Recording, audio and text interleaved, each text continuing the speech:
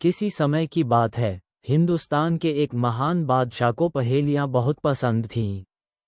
उनके दरबार में बड़े बड़े विद्वान और बुद्धिमान लोग मौजूद थे। एक दिन बादशाह ने सभी दरबारी, मंत्रियों और खास मेहमानों को बुलाकर ऐलान किया, जो मेरी दी हुई पहेली को हल कर देगा, उसे आधा राज्य इनाम में दिया जाएगा। सभी दरबारी चौंक गए। ये सुनकर हर कोई सोच में पड़ गया कि आखिर पहेली क्या होगी और कौन इसका उत्तर देगा। बादशाह ने मुस्कुराते हुए कहा, मेरी पहेली यह है, एक ऐसा जीव है जो सुबह 4 पैरों पर चलता है, दोपहर में 2 पैरों पर और शाम को 3 पैरों पर। बताओ वह कौन है? पूरे दरबार में सन्नाटा छा गया। सभी सोचने लगे। कुछ ने जवाब देने की कोशिश की लेकिन सब गलत निकले। जब कोई भी सही उत्तर नहीं दे पाया, तो एक साधारण कपड़ों में युवक दरबार में आया। वह शांत था लेकिन उसकी आंखों में गहरी बुद्धिमत्ता झलक रही थी। उसने हाथ जोड़कर कहा, महाराज, मैं इस पहेली का उत्तर दे सकता हूँ।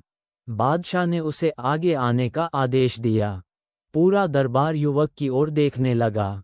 युवक ने मुस्कुराकर कहा, इस पहेली का उत्तर मनुष्य है।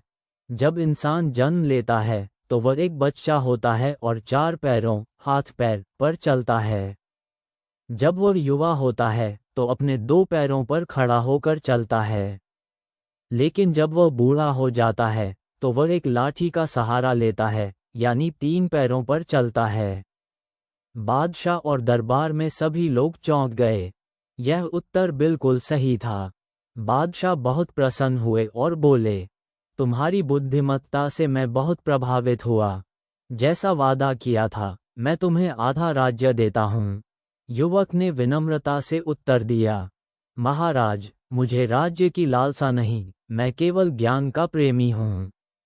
यदि आप चाहें तो मुझे आपकी पुस्तकालय तक पहुँच दे दी जाए। बादशाह युवक की विनम्रता और बुद्धिमानी से बेहद प्रभावित हुए और उसे अपना राजगुरु बना लिया। बादशाह की पहेली सुलझ गई और बुद्धिमत्ता की विजय हुई। इस कहानी से हमें सीखने को मिलता है कि ज्ञान और बुद्धि सबसे बड़ा खजाना है। अगर यह कहानी आपको पसंद आए तो इसे अपने दोस्तों के साथ ज़रूर साझा करें और हमारे चैनल को सब्सक्राइब करें।